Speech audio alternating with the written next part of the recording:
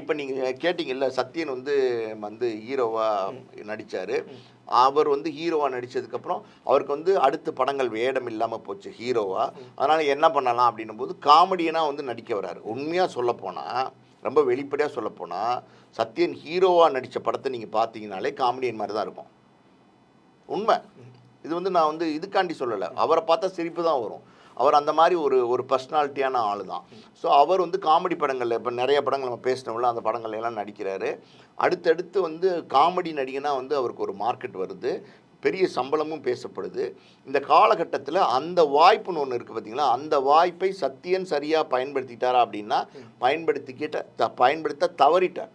காரணம் என்ன அப்படின்னா, சத்யனுக்கு கூட இருந்த ஒரு சில நண்பர்கள் சத்யனுக்கு வந்து தவறான அறிவுரைகள் கொடுக்குறாங்க. அதாவது இன்னைக்கு தமிழ் சினிமாவில் நீ தான் பெரிய காமெடியன், உன்னை விட்டா ஆளே கிடையாது.